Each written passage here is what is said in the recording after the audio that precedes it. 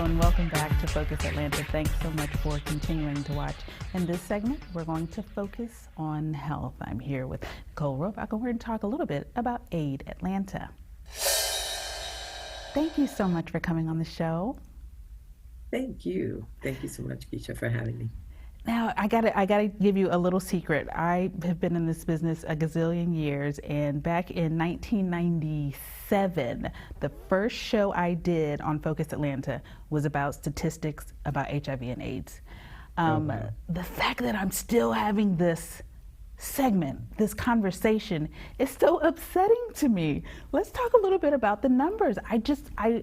In my mind, the numbers are going down, and then I read statistics, and in certain age groups, that's just not the case.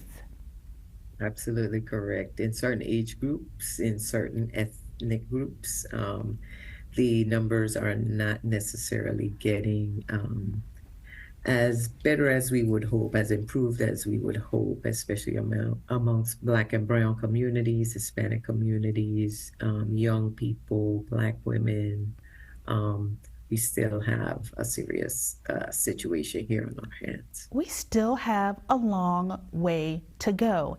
And I don't think, in my mind, again, this is outside looking in, I don't think that it's education. I feel like we have said the message. I feel like we are getting, or we're trying to tell the generations after generations how important safe sex is, how important how critical, drug use could be in your life. Like, I feel like we're saying it, but is there more that we could be doing? I think it's maybe the how, because I think you're right in terms of the information it's out there, the technology is out there, the science is there. We have the medications, the care, the treatment, all of that is there. Prevention methods in terms of HIV testing, PrEP. PrEP is a newer intervention, so maybe not as many people might not be aware of that, but there is information out there about it. I do think, especially when we think about young people who tend to be, they tend to approach life from a standpoint of, that's not going to be me. I'm invincible, I'm healthy, I'm strong. That's not gonna hit me. But, as we say at AID Atlanta, if you're having sex, if you are engaging in intravenous drug use or unsafe intravenous drug usage, unsafe sex, you're HIV possible. So you definitely need to take those measures to try to protect yourself and ensure that you are doing regular screenings to make sure that you're keeping yourself safe and your partner safe. And I just have to say thank you to AID Atlanta. It is organizations like yours that make sure that the fight is not even harder because you do have, every time I'm in there, there's, some place that has little condoms in a little bowl that you can grab those. Yeah. You have, free testing. You are doing the work. Again, that's what's so frustrating.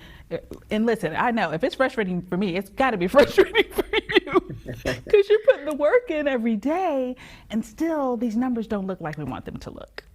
Absolutely. I think it's alarming, honestly. And our latest statistics come from 2021, so the year end 2021. Those are the best statistics we have so far.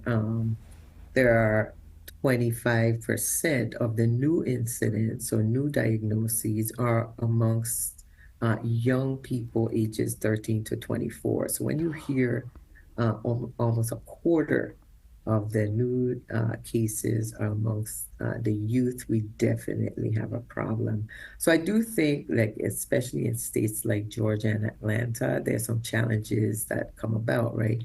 How are we ensuring that amongst our schools that sex education is happening, health and wellness across the board is happening, and um, parents can have the choice in order for their children to receive that type of Yeah, education. Because it's really, we kind of have our heads in the sand if we don't yeah. think that our children are having sex.